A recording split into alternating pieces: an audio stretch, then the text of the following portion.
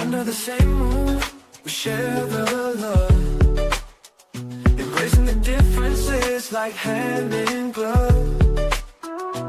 Spreading peace and joy, it's a beautiful sight. Together we shine in each other's light. And now do we stand in love's pure might, watching the world share in love and light. Hearts beating as one in our peaceful flight. Colors of harmony painting the night. United we stand in love's pure might.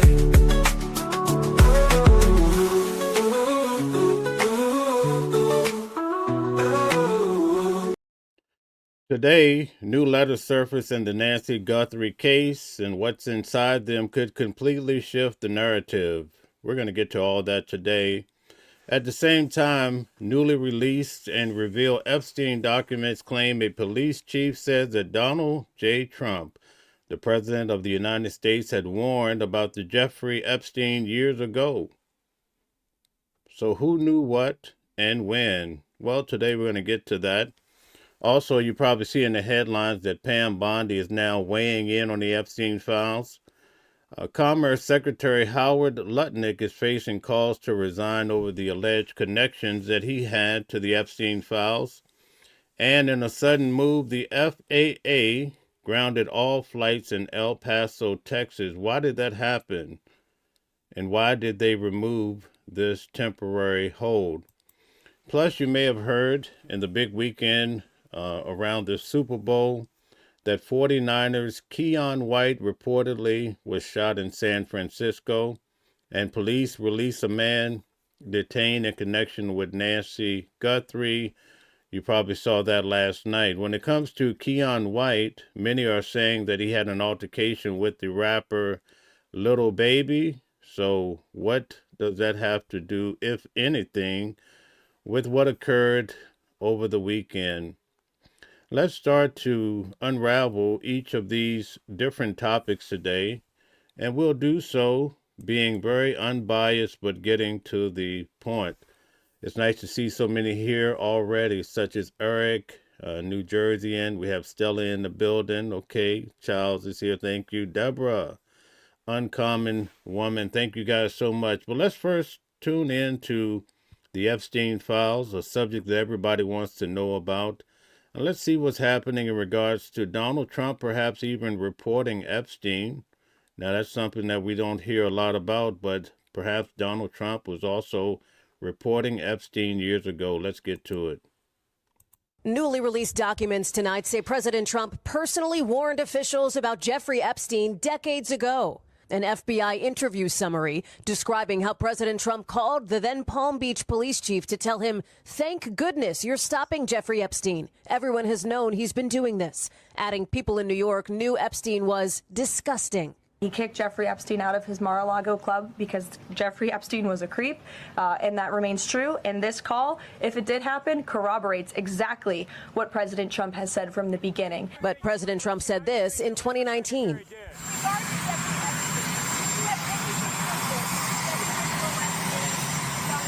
No, I had no idea. I had no idea. The former Palm Beach police chief, Michael Ryder, not commenting to NBC News, but telling the Miami Herald the interview with... Well, that could pose a problem here in 2014 after the stated event in 2006. The president is on air saying he had no idea about it. So that's definitely a conflict. Guys, hit the like button, share, and subscribe. Thank you guys for tuning in. Let's get back to it. Donald Trump happened in the summer of 2006. According to the document, the president told Ryder he was around Epstein once when teenagers were present, and Mr. Trump said he got the hell out of there, and added about Epstein's convicted co-conspirator Ghislaine Maxwell, she is evil and to focus on her. Newly released video shows Maxwell, now in prison, declining to answer lawmaker questions Monday. I invoke my Fifth Amendment right to silence. It's coming as Commerce Secretary Howard Lutnick's under fire for his connection to Epstein. So it looks like the Epstein files are reaching into Donald Trump's administration pretty heavy. As you can see, today we're going to get into Howard Lutnick and see what relationship he had with Epstein as he sat before Congress. Now, Donald Trump on record has stated two different reasons why he had let go of Epstein. One of them was that Virginia Dufresne, that Epstein had basically recruited her from Mar-a-Lago. And so that's the reason why they had this big falling out. Around this time that this news broadcast comes out that he reports Epstein. Now, in the media, there's another reason. They said that Epstein had brought a nice parcel of real estate to Donald Trump for his advice. And instead of just giving him advice, according to the streets, Donald Trump, he bought this property from under Epstein. And this is the reason why they had a falling out. So there's at least two different narratives. Former next-door neighbor last year saying this about a 2005 visit. My wife and I decided that I will never be in the room with that disgusting person ever again. But DOJ records show Lutnick did interact with Epstein again. Did you, in fact, make the visit to Jeffrey Epstein's private island? I did have lunch with him as I was on a boat going across on a family vacation. My wife was with me, as were my 4 children and nannies. Lutnick has not been accused of wrongdoing in connection with Epstein, saying today he had no relationship. Now, Lutnick is very close to Donald Trump. Most of the times when he's on Air Force One, you could see Lutnick behind him as he's taking the different gaggles or the different interviews. So it's interesting to see how this is going to play out on the world scene. And barely anything to do with Epstein. Now, we just covered Howard Lutnick. Now let's see what Pam Bondi had to say as she went before the Major League with Congress. Let's see what's happening. Thank you for hosting me here today. I'm grateful for the opportunity to answer your questions, highlight the work of our department, and discuss the most important topic of all, keeping the American people safe. A little over a year ago, I was sworn into office as the 87th Attorney General of the United States. I came into office with the goal of refocusing the Department of Justice on its core mission after years of bloated bureaucracy and political weaponization. The Department of Justice's core mission is to fight violent crime, protect the American people, and defend the rule of law above all else. While our work is never done, we have made tremendous progress to make America safe again. In 2025, we saw the lowest murder rate in 125 years. That's nothing short of historic. If you compare 25 to 24, here's what you'll find. The murder rate is down 21%, robbery down 23%, carjacking down 40%. If you notice, she mirrors a lot of the talking points of Donald Trump. A lot of people have issues with Pam Bondi because they said basically she's in Donald Trump's pocket and that the Department of Justice is in sync with Donald Trump a little bit too much than usual. But what do you guys think about that? We'd love to hear your points. 33%. Gun assault down 22%. Ag assault, burglary, could go on and on. Crime is declining. This did not happen by accident. The numbers tell an important yet straightforward story. President Trump has given us the resources, the support, and the leadership to protect the American people. President Trump's policies have saved lives. I cannot think of a policy outcome more important than protecting the lives of American citizens. Can you? This trend has been especially clear in Washington, D.C. and in Memphis. These are 2 iconic American cities that spent... Okay, guys, Forfeiture says Trump is a liar. And also Reason says they are all Israel first. That is why they are covering up the Epstein child. Okay, we don't want to say that word. And Forfeiture says, get rid of Trump. All right, very good. Thank you. Years in the grip of horrific violent crime. The Department of Justice surged law enforcement resources, and the results came quickly. Crime plummeted in both cities. And I want to make one point loud and clear. We achieved those results by working with Democratic mayors. Public safety does not have a party registration. When your constituents call 911, they don't ask for political views of the responding officer. They ask for help. I have federal agents in each and every one of your districts. They're here to help, and I am here to help. Many cities and states. So Pam Bondi is preaching peace and unity. That's a rare message that you hear these days, but do you think it's sincere? Tell us how you feel about it. Have worked with us and taken advantage of our federal support. Some have not. Meanwhile, a few elected officials have declared that they are, quote, at war with the federal government and encouraged widespread obstruction. Keon says there's only been accusations of Trump in the Epstein files. If there was any proof, then the Democrats would have used it to prevent him from winning the election.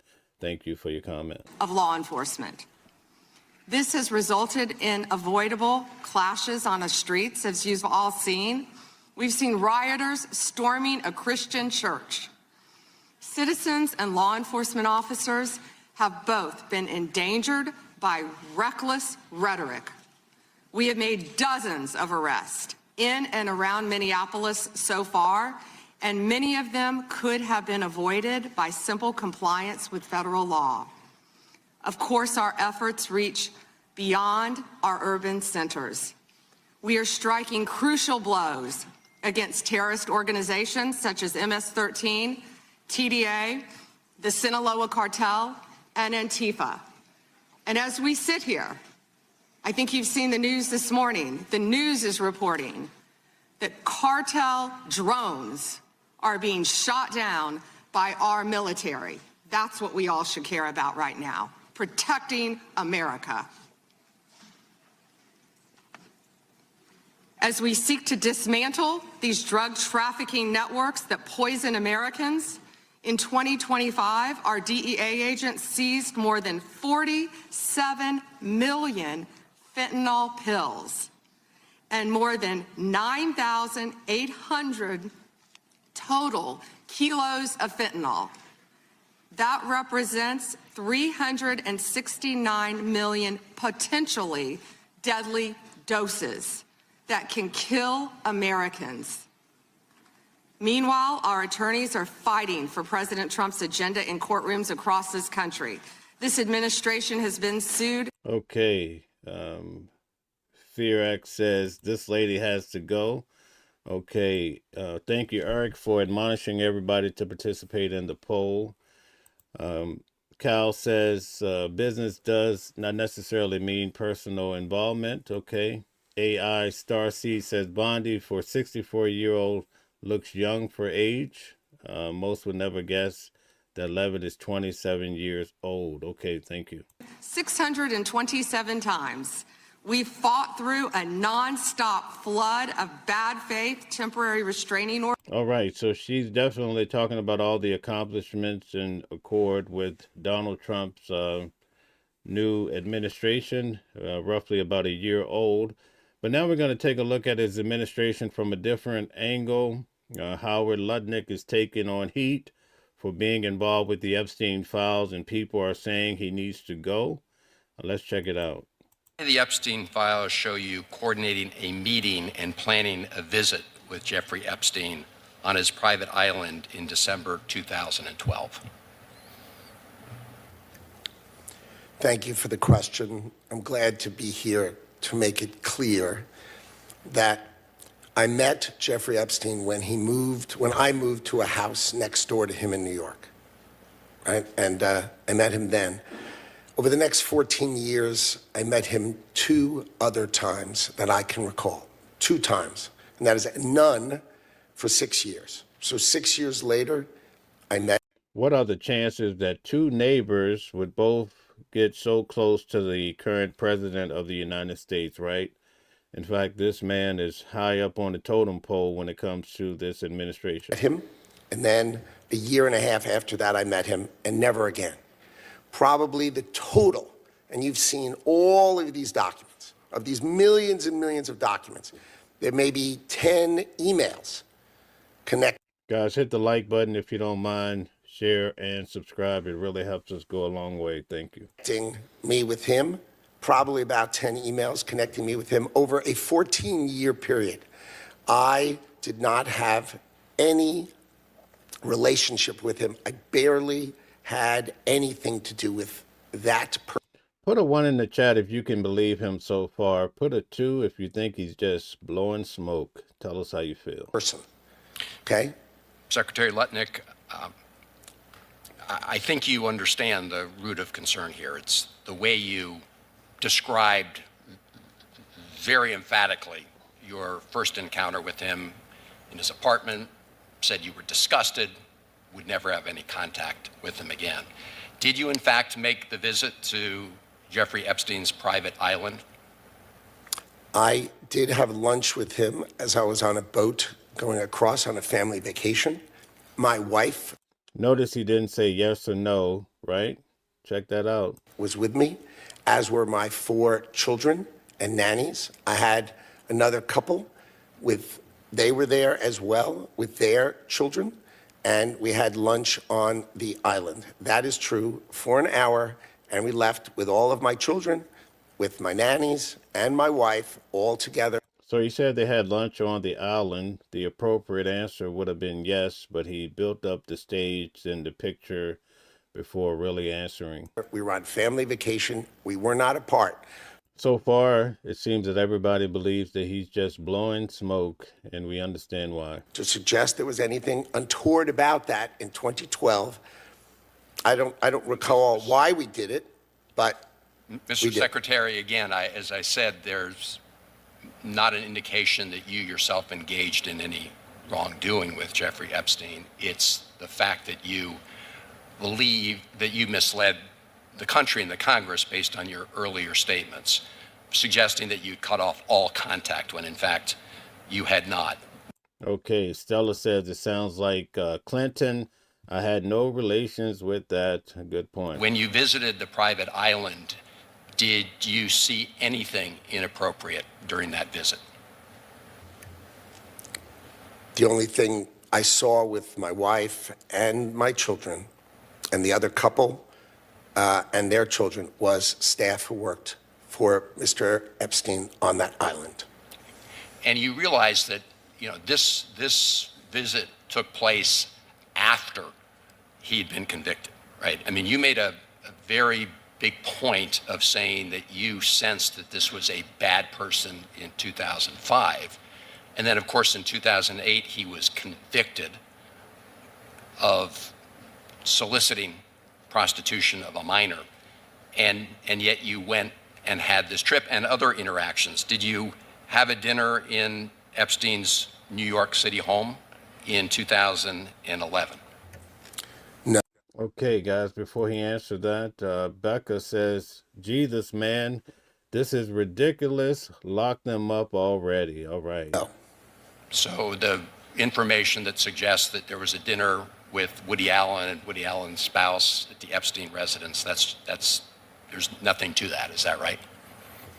I actually don't know what you're referring to. There was, look, I looked.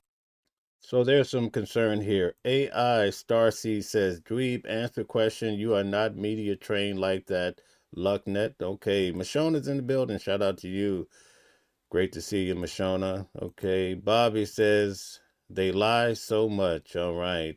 Becca saying liar. Okay. Everybody's feeling like a man that's high up in the administration is a liar.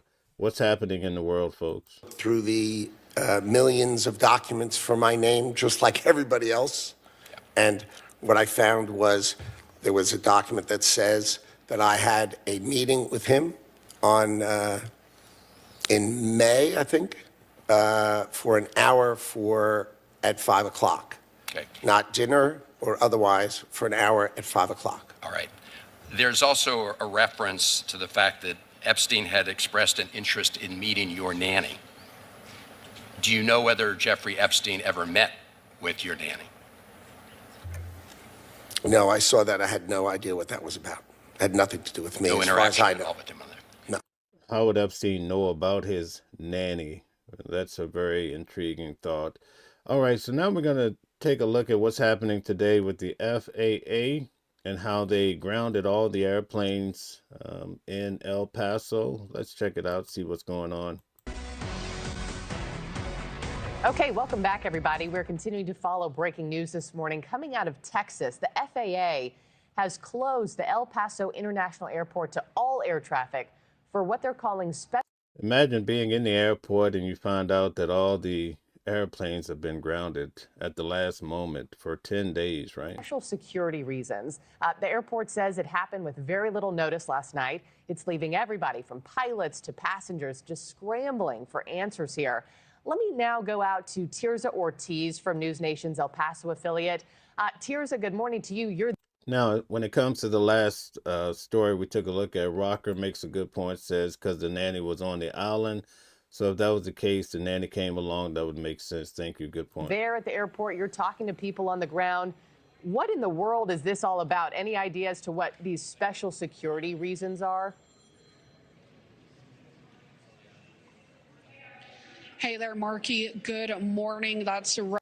And by the way, I discovered this while looking for flights this morning to Tucson, Arizona. And then I discovered that this was one of the turning points here. Right. Hundreds of people are waking up confused, wondering what these temporary flight restrictions are. And what we know is for the next 10 days, all flights in and out of El Paso are going to be halted. Now, like you mentioned, they did cite security reasons, but I felt like maybe this had something to do with Nancy Guthrie, perhaps in a weird way, but I'm not too sure. Exactly what those reasons are what we are working to find out. Now, this was very fast and it happened. I mean, if they're trying to prevent someone that they know is trying to escape the country associated with her, that would make sense. But we're going to get to it and find out the reason. Literally overnight, as you mentioned, I was speaking with passengers and they found out as soon as their flights landed, realizing that they weren't able to get to their connecting flight. What we know so far is the FAA has issued a temporary flight restriction halting all flights to and from El Paso, as well as Santa Teresa in New Mexico. The restriction prohibits all aircraft operations. That is going to include commercial, cargo, and general aviation. Now, this went into effect. So they basically shut down the entire place. I think the only other time that I've seen this happen was around 9/11, right? Yesterday at 11:30 p.m. and it's going to run through February 20th at 11:30 p.m. Now, I've been at the airport since 2 this morning and travelers continue to pour in with the same confusion, their full baggage, and they are now stuck waiting for answers. Everybody's stuck. This is probably thousands of people. Think about all the pilots. You have all the support personnel and so forth stuck at an airport. I've been here since 10 last night. I flew in from Hawaii and it's frustrating waiting for your airplane to depart at 5:24 and to find out by another passenger that they've been canceled. So it is frustrating. Now, Elizabeth said at last check, American Airlines is still reporting that her flight is on time and has yet to receive an email or notice from the airline. So this gives you an idea of what happened. This was all turned around, fortunately for the people. Not sure how it was able to be turned around, but we're going to get to it and see perhaps. Let's see how this was. Welcome back here on Live Now from Fox, and we are approaching the top of the hour on this Wednesday, February 11th, 8:55 on the East Coast and 5:55 on the West Coast. My name is Josh Breslow, and I want to get you right back into some of the big tops. Okay, Eric says big Army base in El Paso. Okay. Fort Bliss, thank you. Stories that we are covering here at this hour, and you're taking a live look over El Paso, Texas, as the Federal Aviation Administration, the FAA, is closing the airspace around El Paso International Airport for 10 days, grounding all flights to and from that airport. A notice posted on the FAA's website said the temporary flight restrictions were for, quote, special security reasons, but did not provide any additional details just yet. The airport said in an Instagram post that all flights to and from the airport would be grounded from late last night through late on February 20th, including commercial, cargo, and... I wonder what happens in this case for people that have connecting flights at El Paso while this was happening. General aviation flights. Now, it suggested travelers contact El Paso, a border city with a population of nearly 700,000, and essentially said that this is a cross-border commerce location, but they are asking people to contact El Paso to express their concerns if they do have any. Now, I want to pop this up on your screen. This is a tweet coming in. It's a series of tweets from Representative Veronica Escobar. She is a Democrat representing Texas and said the highly consequential decision by FAA to shut down the El Paso airport for 10 days is unprecedented and has resulted in significant concern within the community. As I mentioned, a series of posts from what my office and I have been able to gather overnight and early this morning. There is no immediate threat to the community or surrounding areas. There was no advance notice provided to my office, the city of El Paso, or anyone involved. Okay, guys, Stella says if you like to like, share, and subscribe to the channel, thank you very much for that. New Jerseyan says press thumbs up at the top of the screen. Okay, thank you very much. Involved in airport operations. She went on to say, we have urged the FAA to immediately lift the temporary flight restrictions placed on the El Paso area. I will continue to make information public as I learn it. No question, there are a lot of questions this morning about all of this. Philip Mann is an adjunct assistant professor at Embry-Riddle Aeronautical University and an aviation safety expert, joining us now live to break down what we know and really what we don't at this point. Philip, thank you so much for taking the time to join us this morning on Live Now from Fox. Sure. And Philip, I wanted to start by kind of having you break down for folks out there, because this is a lot of information that's coming in. I mentioned we know a lot, and we also don't know a lot, exactly what all of this really means. Yeah, so what this alert means, this is it's called a temporary flight restriction. These are usually something done around sporting events or maybe presidential movements for a few hours here and there, just to basically clear everybody out of the airspace. So the whatever security operations going on or whatever events going on doesn't disrupt travel or doesn't become unsafe for people. In this case, basically the FAA has just drawn a big circle around El Paso, Texas, and said nobody in, nobody out for 10 straight days. And it does affect all air travel. It affects commercial travel. Okay, John Stevenson says maybe leaving the airport ready to immobilize military for an emergency. Okay, good point. Travel. It affects cargo planes. It affects general aviation, so business jets, stuff like that. It also affects all the drones. It affects everything in the area from the ground all the way up to 18,000 feet. That's where the high and fast aircraft that are just cruising through the area. And it's it's kind of unusual here that this came down with as those tweets indicated that you're showing like no notice to people on the ground, no notice to the folks that were there. Because normally if there's something like a military operation going on, the security entities, the military, Homeland Security, whoever's involved, would have to coordinate with the local people to let them know what's going on, because they're going to need local coordination with police and that kind of stuff. So this is kind of a really, really prior to 9/11. This is except for 9/11, this is kind of really an unprecedented sort of situation. And I want to talk to you about this as a whole, but as we're talking, we are getting breaking news coming in from the FAA just saying the temporary closure of airspace over El Paso has been lifted. There is no threat to commercial aviation. All flights will resume as normal. So definitely interesting as we're talking about all of this. So as you can see, this whole thing was reversed. We're going to do some deep diving to figure out what was the reason for it. Perhaps it was in association with Nancy Guthrie, but perhaps not. Over the weekend, everybody was tied into the Super Bowl. Tell us who you were actually rooting for in regards to the Super Bowl. Let's see if your team won. Unfortunately, around this circumstance, there was a shooting involving a 49er by the name of Keon White. I'm not sure if you guys have heard about it, but let's get to that story now. First, a stunning announcement from the 49ers. One of their players shot early this morning in San Francisco.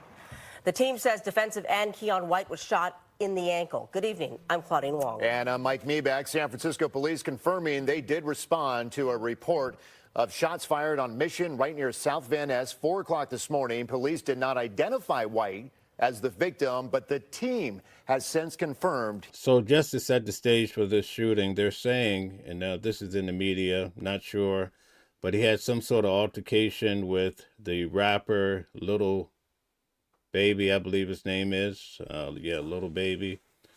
He put out an album recently called Wham. And so, not sure if this is tied together, but that's what the media is trying to paint the narrative as. He was shot. KTVU's Bailey O'Carroll joins us in the studio with the latest on what we are hearing about this shooting, Bailey. Yeah, guys, let's get to the details of It's kind of difficult because you have the rapper Baby, you have the Baby, you have Little Baby, and probably in the future you have Baby. Who knows? what we do know, because it is little. I heard from the team about 30 minutes ago. They did tell me 27-year-old defensive end Keon White is out of surgery and that it was successful. San Francisco police described his injury as non-life threatening, according to police. I mean, nobody wants to be shot, and nonetheless in the ankle, but imagine you're inhibiting a guy that plays professional football. This is quite concerning, I must say. Officers responded to reports of a shooting following an argument that started inside of a business. No arrests have been made. A suspect has not been identified. I spoke with Dr. Rick Lehman. So this was some sort of strip club that they were attending, allegedly, because when the police arrived, they saw females that were topless trying to grab the ones off the floor. That's what they're reporting. The director of the U.S. Center for Sports Medicine, Dr. Lehman, told me White's recovery time will vary greatly depending on where the bullet hit his ankle. Well, you never want to get shot in the back because that's where your Achilles is. And you don't really want to get shot on the side because that's where all your major vessels are. So let's say he had a nerve injury, that would end his career. He got shot in something called the posterior tibial nerve. So that would end his career. So hopefully you want to get shot in the front. Well, you don't want to get shot, but if you get shot, you want to get shot in the front or potentially in the side. That would be your preference. And in a perfect world, you would get shot and it would not have any bony impacts. The Niners acquired White in a trade with the New England Patriots on October 29th. He started to I could understand why they want to attach the name of a rapper to this, because especially if there's not even a lot of criminal activity that come out of it, at least civilly, they could try to attach major money to this incident, especially with him being a ball player. And you can imagine that his health, his ankles, his ability to play the game is worth so much money, especially with him being such a young individual. 2 games for San Francisco this season. White recorded his first sack against the Cleveland Browns in November. The Niners said they will provide updates when appropriate. The investigation is ongoing. Police are asking anybody with information to contact. Brian says it could end the young man's career. Thank you, Brian, for that insight. Contact them. Less than a year and a half ago, 49ers wide receiver Ricky Pearsall was shot in the chest during a robbery in San Francisco's Union Square. That suspect, a juvenile, has since been arrested and charged. Guys. Certainly that was a robbery, but we still don't know a lot of details of what led up to this shooting with Keon White. Exactly, yeah. Police have not said what exactly led up to Keon White getting shot in the ankle. But the Niners will provide updates when appropriate, and police will hopefully provide updates soon as well. All right, Bailey. Thank you so much. Bailey, thank you. Okay, we're going to keep moving for the sake of time and check out another story that's pressing in the media as well. Hours after these chilling images were released by the FBI, obtained. Have you guys been following this case with Nancy Guthrie and how they released the photos yesterday of what appears to be a man but could be a woman approaching the door? The way you look at the eyeliner or the way the person's face is well manicured, it also makes you wonder, could it perhaps even be a woman? But at any rate, so far the press is saying man, so we'll go with that. From a Nest camera of an armed person wearing a mask and gloves outside Nancy Guthrie's home. Last night, officials detaining a man in connection with the case, but then releasing him, according to the New York Times. Pima County Sheriff's Office saying they questioned someone after a traffic stop and searched a house in nearby Rio Rico. This man, Carlos Palazuelos, saying he was stopped while working his delivery job. They put me in the cop car.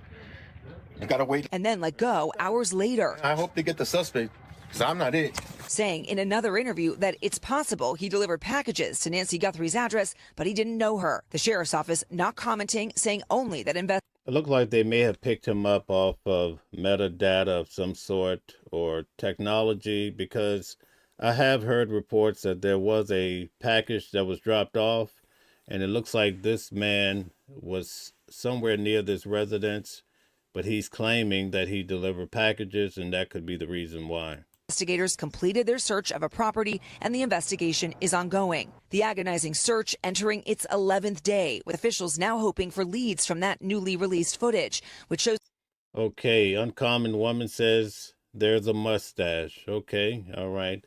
The mustache looked like it was a little finicky, almost like it could have been painted on to some extent. You know, nowadays people are so easy to come up with all sorts of ways of disguising themselves. The subject tampering with Nancy's doorbell camera, at one point covering it with plants from her yard. Savannah reposting the video on Instagram, writing, "Someone out there recognizes this person. We believe she is still out there. Bring her home."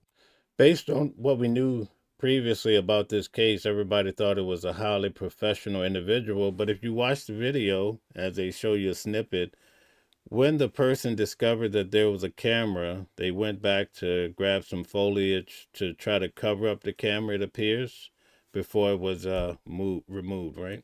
Well, none of the images clearly show the person's face. In some, you can see what appears to be facial hair around the person's mouth, and in these, distinctively shaped eyebrows showing through the eye holes of the mask. A handgun can be seen here in a waist holster.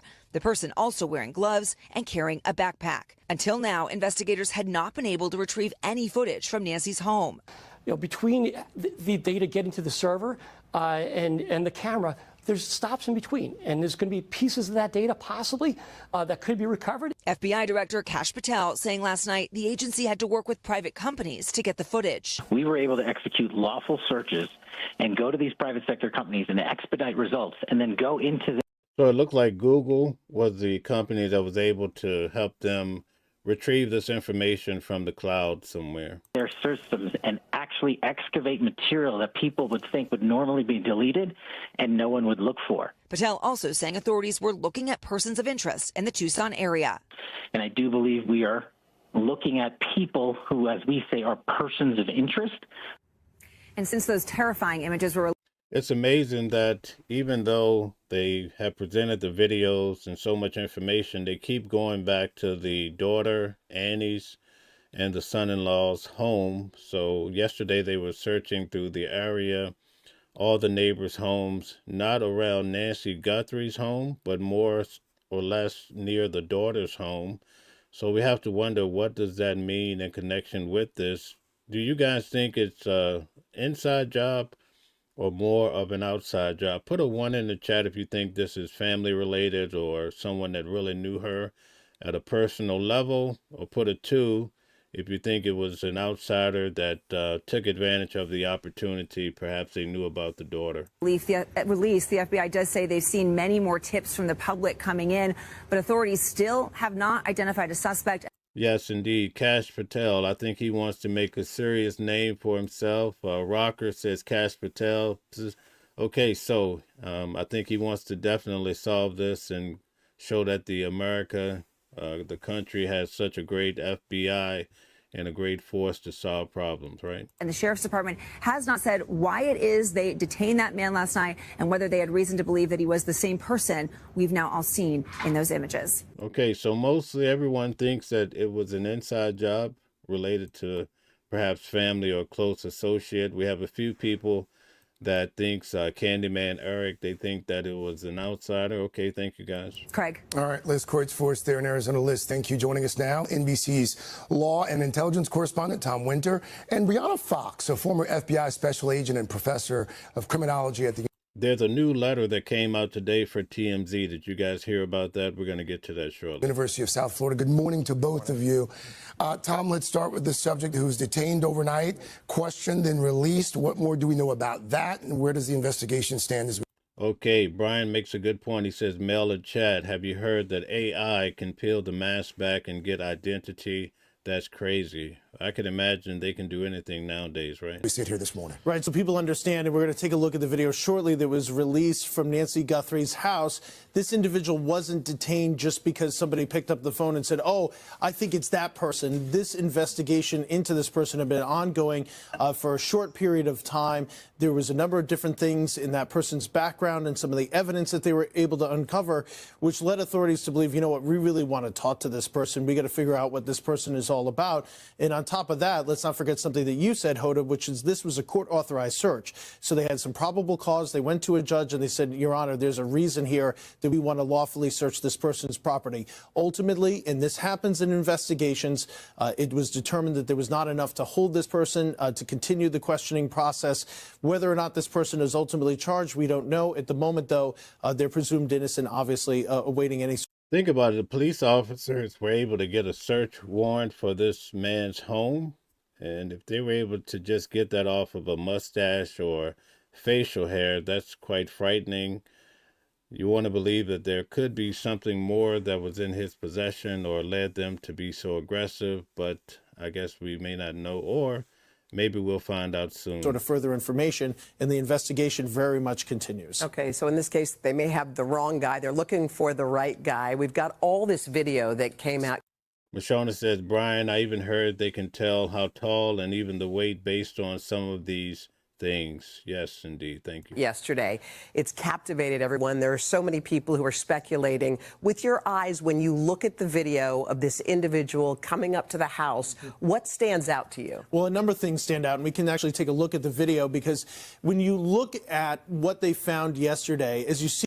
Now, in regards to the young man they questioned last night, I think that's who Mashona is talking about. She says, I heard that his mother-in-law said the eyes look like his eyes. That would be quite telling. Okay, thanks. See this person approach. There's a quick flash there. If you catch it coming out of this person's mouth, there it was. So there's some sort of a flashlight that appears to be in their mouth. Look at their head. It's facing the ground, almost as if.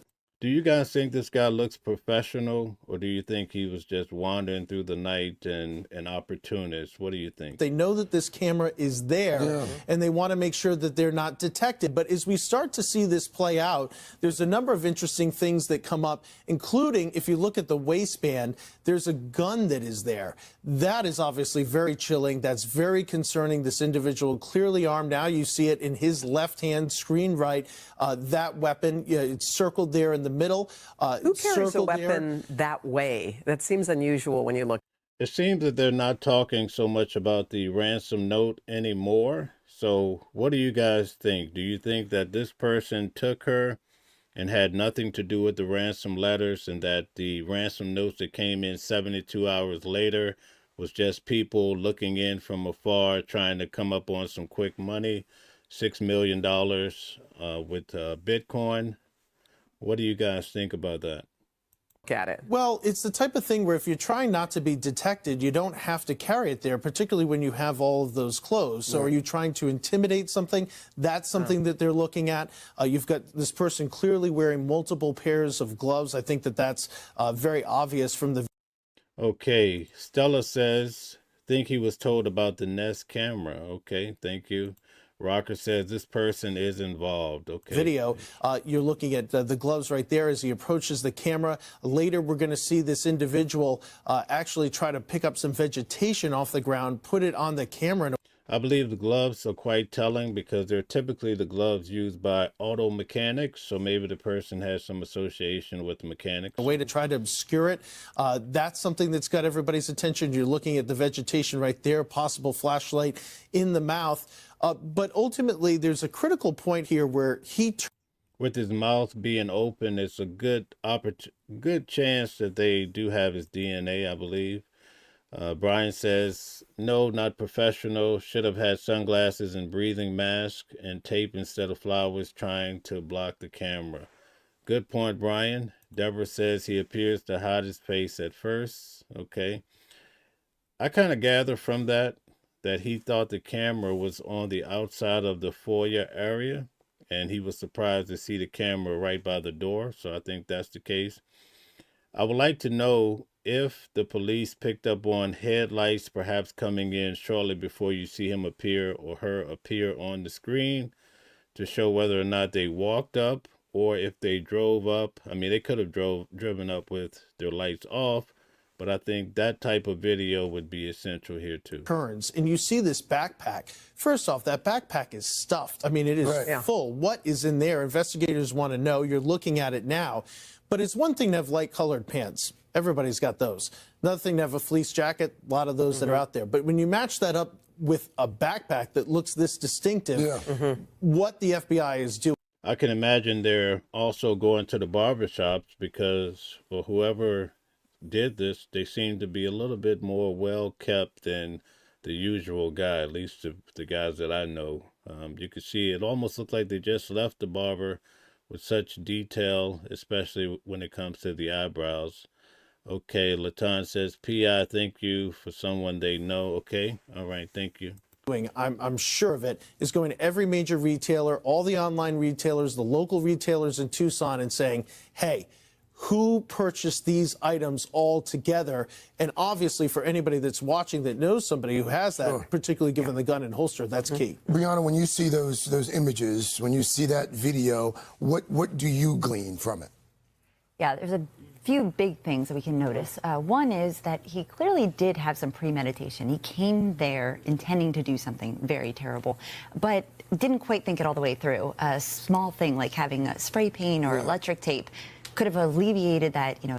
Would you really come and try to rob someone at their home and have a fully loaded backpack? Wouldn't the backpack be empty for you to be able to retrieve and take more items? So it's almost like the person came with a crime kit, right?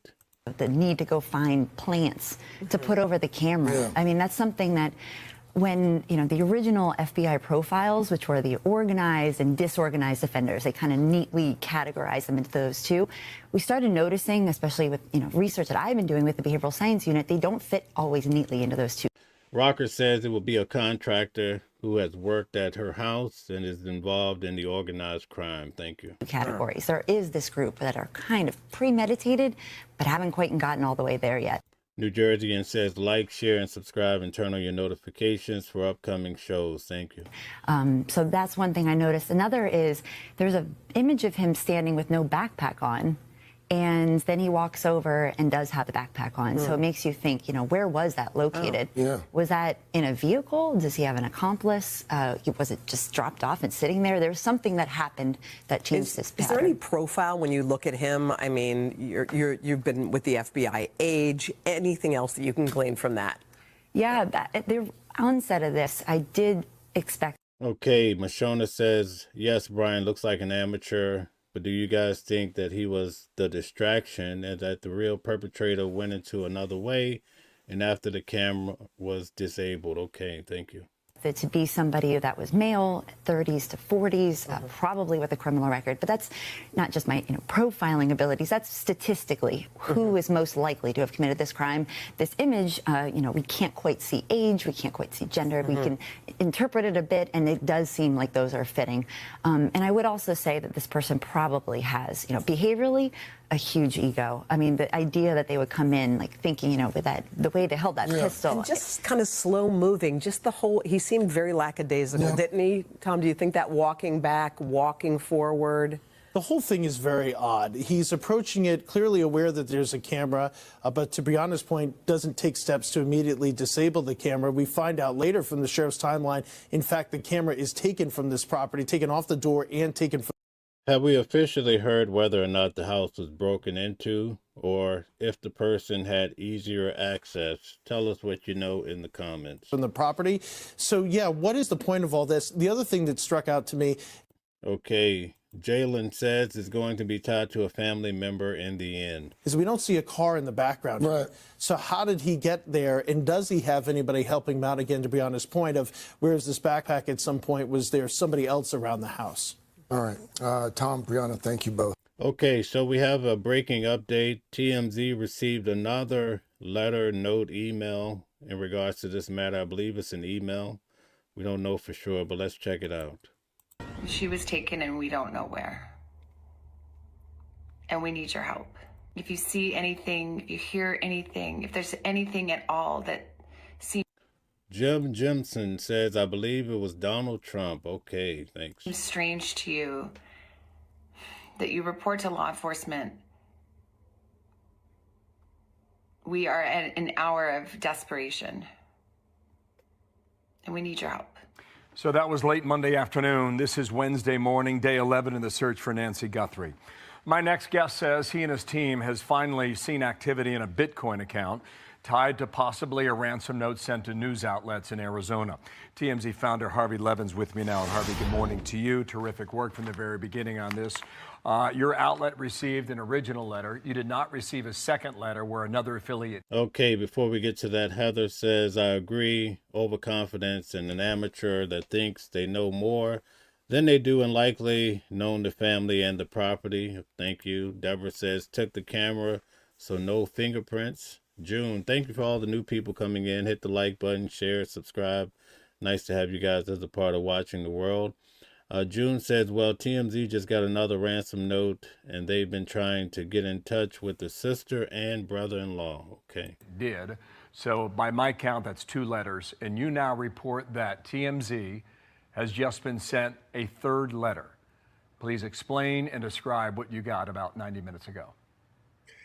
So an hour and a half ago, we got kind of a bizarre letter, an email from somebody who says they know who the kidnapper is and that they have tried reaching Savannah's sister, Annie, and Savannah's brother to no avail.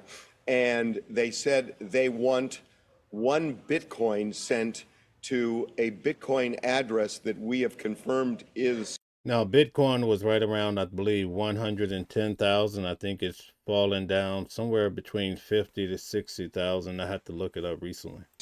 Active. It's a real Bitcoin address. As they put it, time is more than relevant. So we have no idea whether this is real or not, but they are making a demand. It's interesting that, you know, Bitcoins fluctuate in value. But it's around $56,000 now, 1 Bitcoin, which is about the amount that the authorities are offering for information leading to the return of Nancy. So I don't know if that aligns, but whoever sent this, and they actually give a name and an email address, but whoever sent this is asking for around that amount via Bitcoin. For information that they say leads directly to the person. Let's take it a step at a time here, Harvey. Take me back to the original letter. I believe you were the one who said, whoever wrote that letter, I don't think you used the word meticulous, but I'll use that word, suggesting that the grammar was right. The letter was very specific about the requests and the demands. Does this letter have the same form that you saw the first time around? No, and I don't think this person is purporting to be that person. Okay. This person is purporting to be someone who probably... Everybody's trying to make some bucks off of this whole deal, right? June says somebody had told the kidnappers, so I'm really sure if it's even linked to the family members, but I kept on feeling it was. Okay, all right. Brian says, come on, Jim. Okay. Jim says... see no evil, hear no evil, speak lots of evil. Okay, thank you very much. Deborah says, strange TMZ is getting updates, though, right? It's really strange. Wrote that first letter. If the FBI's operating theory is right, that they are going on the assumption that the person who wrote this note took Nancy. And so they're not saying they're the kidnappers. They're saying they know who the kidnapper is and will give that information up for 1 Bitcoin.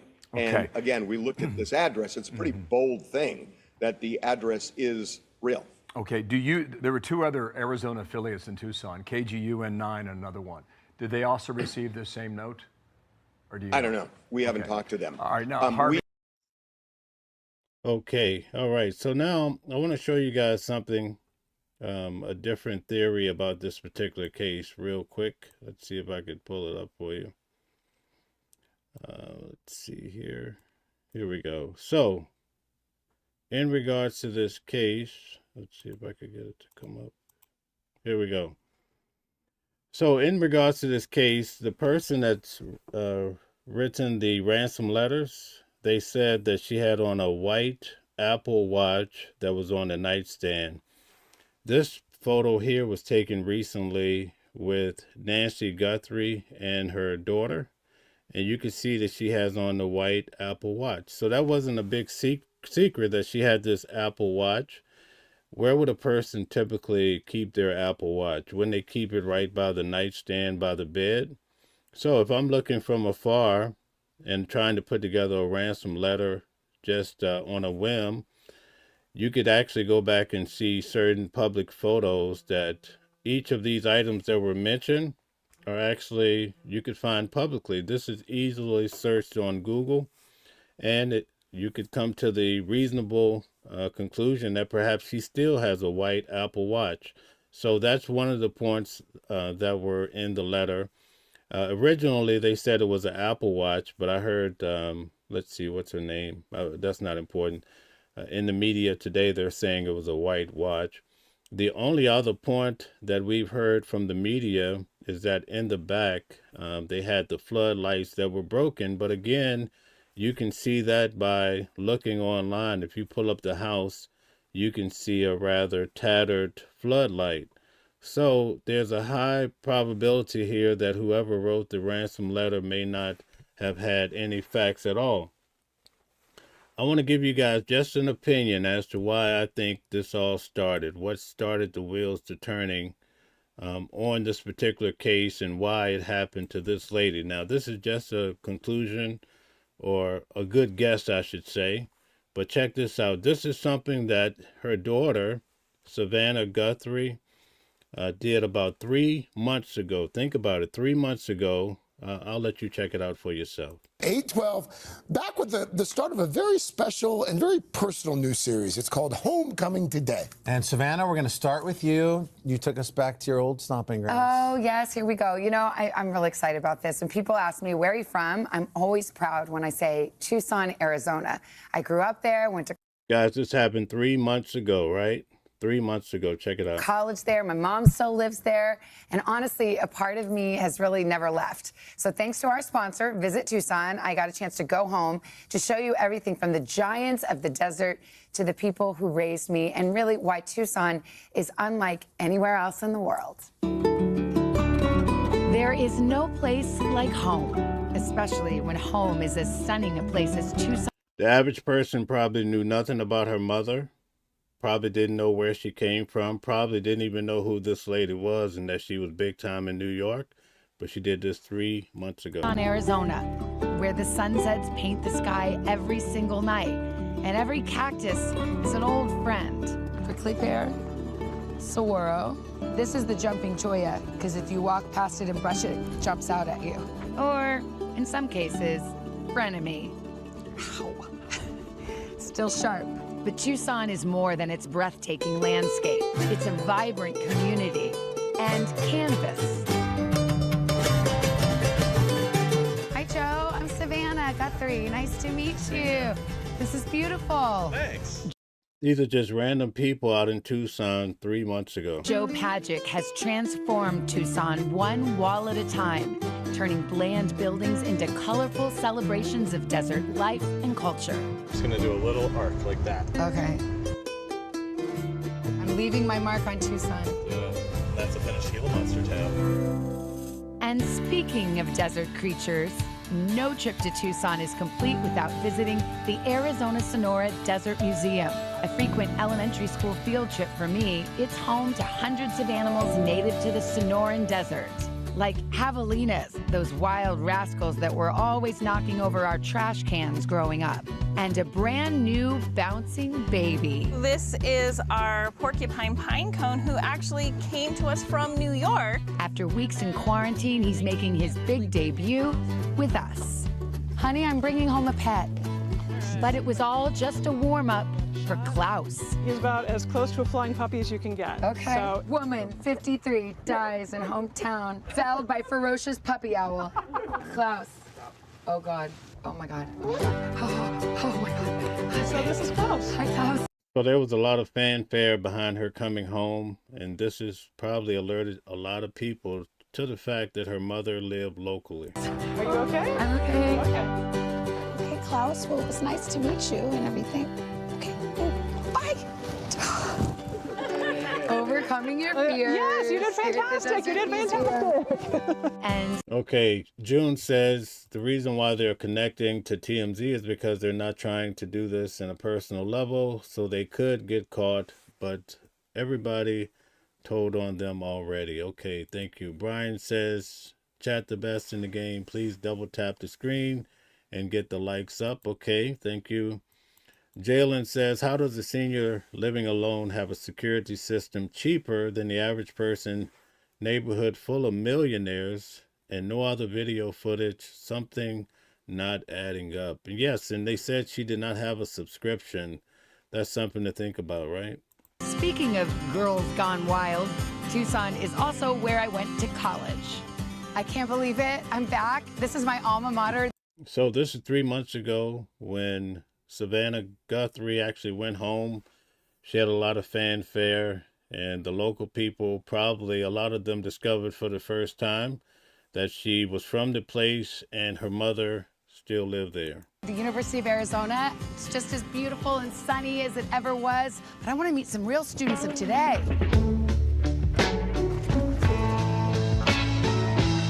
No. I know just where to go. Yeah, Mr. President. Hey, Hi. Savannah. Yeah, Great to see you. Just reading about you. Oh my gosh, it is so good to be back in Great Tucson. to see you. Welcome. I'm a hugger. This is home. That's fantastic. Where- We're so happy you're back. Where are all the students? You remember them all. Yes. Welcome home. Thanks for having me. Thank you. So the timing of this is very intriguing, I must say. Heather says, do we know that Nancy having dinner at Annie's in a regular and routine event, predictable, or dinner with the purpose for discussion? Okay. New Jerseyan says, like, share, and subscribe to the channel. And Brian says, yes, why is TMZ getting all the notes? Okay. Six says, what kidnapping? Okay. All right. June says she might have lived in $1 million home, but her doorbell that she had was not Ring. It was some cheap knockoff of a doorbell that did not have the subscription, so it didn't make any sense. Okay, thank you. Heather says, have investigators taken food samples, swabs, and dishes, glasses from dinner at the night. Okay, thank you. Bye-bye. I'm here, but where is everybody? Welcome back home, Savannah.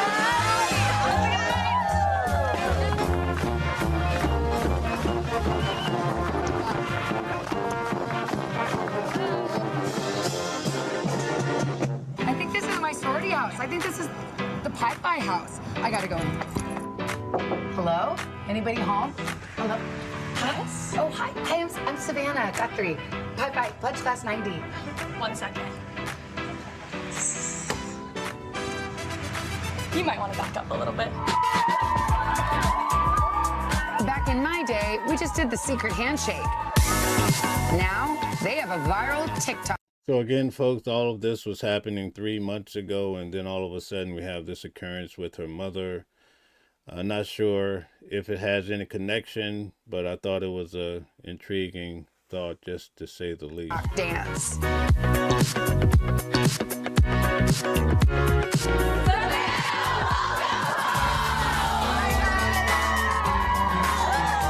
You guys just won Best Pi-Fi Chapter in the country. Heather makes a good point, says depends on where she kept the charger for the watch. They're reporting, I believe it's on, I don't want to say, but they're reporting it was at the nightstand. Okay, but who knows? Is this a snap? That's what we used to do. What does it mean to you to be a Pi-Fi and be part of this organization? I find myself becoming a better Okay, Baby says you still talking about this is fake. Okay, so you think it's a fake ordeal that the lady's missing, all right? version of who I am every single day that I'm in Pi-Fi. We have the most amazing emerging leaders, and I'm just so proud of all of them. Well, it's so fun to be back here. It's been a long, long time. Actually, we Okay, Heather says proof of life was location of watch and broken floodlight. Tradesman or electrician visited. Okay. All right, we'll see how this all unfolds. Kennedy says, is white or white crime increasing? This is not okay. did find something of yours, and we have a little surprise for you. Okay. I remember this. This used to hang on the wall. Yeah, it still does. Big hair, don't care. Okay, let's see. There you are, yep. Oh, yeah. There Rhonda says, so sad that the current FBI is such a F up. getting rid of seasoned agents over inept, loyal agents. Get you these idiots. Okay, Mark says it depends on how they're connected. All right. Yeah, that's my natural hair color. Guys, thank you so much for having me. I've had the best time. Should we do one more cheer before I go? Let's do it. Okay, let's go. 3, 2, 1. Bear down! Okay, so this was Savannah Guthrie 3 months ago, going back to have quite the parade in her hometown, and then unfortunately this happens. AI Starseed says TMZ shorting Bitcoin. You think that's what it's about? Okay, thank you for your input. Okay, Mark says sounds like a great lawsuit and get paid. Could you break that down for us, Mark? Explain it a little bit more. John Stevenson, welcome back. It's always nice to have you. Says it gets to 138 degrees in Death Valley in Arizona. Wow, that's really literally breathtaking, right? Rhonda says I went to Tucson Ranch where Billy the Kid was killed and buried. Okay, all right. Thank you guys. Hit the like button, share, and subscribe. Thank you guys for all of the comments. Okay. Flower says it's a good way to get the ratings up. Okay, so some people do feel like there's a element of fakeness here, perhaps. Brian says Savannah is paid $8 million a year. An Israelite king showed Babylon all his riches. Prophet said, "Why did you do this?" After his death, Babylon came and took everything. King Hezekiah. Okay, thank you for the Bible breakdown. Heather says if Nancy was suddenly sleepy after dinner, this would explain why she was driven home versus the Uber driver. Okay, wow. So we have a lot of different theories and concepts here. June says no. They knew that her mom lived there because of the local police knows her. Everybody in the neighborhood knows where her mom lives, so it wasn't a surprise that her mom was there. They knew. So you're saying everyone knew that? Okay. AI Starseed says Bitcoin. Okay. June says people on TV did not know that she lives there, but the locals do know her mom lives in the neighborhood. All right. Thank you for that. Mashona says, let's get the likes up. Please hit the like. Tap the hearts. All right. It's free to support the channels. Stella says, double tap the screen and press the thumbs up. Okay. Very good. We have a lot of great supporters here at Watching the World. Jalen says, in all honesty, people, if this was your mother, would there be so much media attention, and who drops off a senior at a 1:47 a.m. and not go in and make sure that they're settled in before leaving? I think the individual, Nancy, was dropped off, according to the media, around 9 something. Michelle says, the question shouldn't be, should they step down? They should go to jail. Perhaps talking about Trump's administration and also in connection with the poll. Thank you guys who contributed to the poll question. And thank you, Michelle, for that extra insight on the question. Rocker says about 10 p.m. is when she got home, not after midnight. Okay, thank you for the details of that. Jalen says double tap the screen. Thank you so much for that.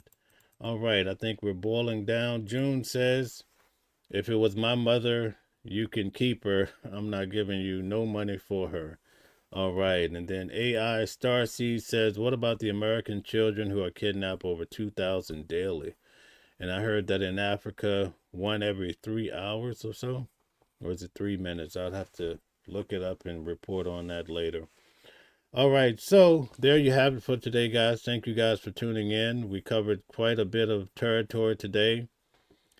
Can't wait to find out what's going to be the end result for what happened to Nancy Guthrie. This story probably has most people intrigued, although I can imagine you would find some individuals not concerned about it, haven't heard about it, could care less. That's just the way the world spins. But anyway, New Jerseyan says press thumbs up at the top of the screen. Hit the like button.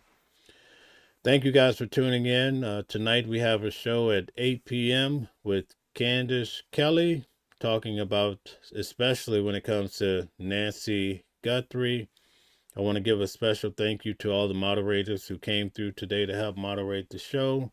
I really do appreciate you guys. And also for those of you who continually come back to support the channel, who take the time to hit the like button and share, and those of you who felt the need to subscribe to the channel. We just hit 42,000 subscribers. That's a beautiful thing. We look forward to growing more, growing together. Deborah says, breaking news in the Guthrie case. Okay, more surveillance video. All right, so we'll have to get to that, and perhaps tonight we'll break it down. Hopefully this surveillance video will give indication as to the type of vehicle that the person used to take her away.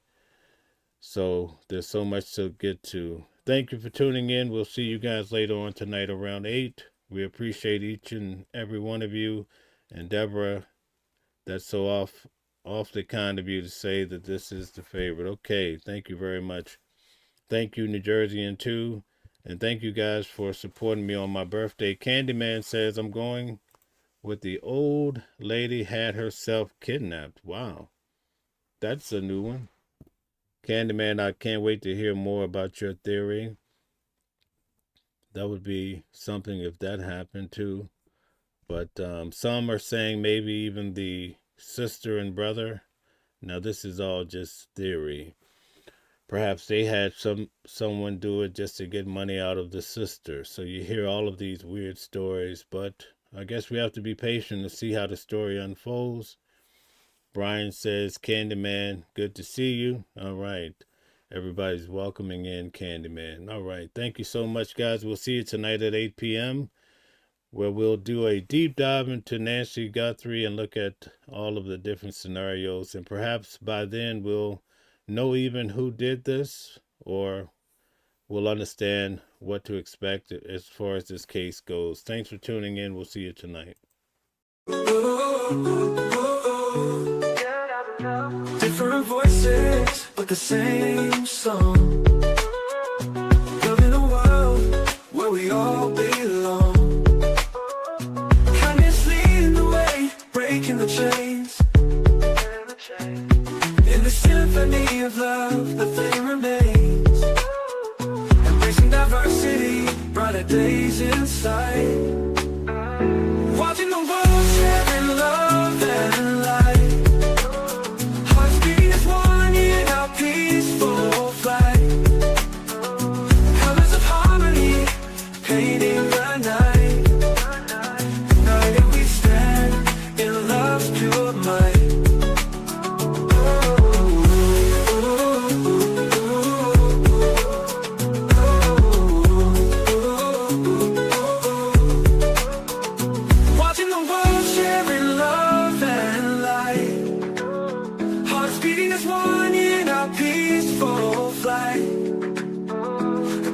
Harmony, painting the night. United we stand in love's pure might.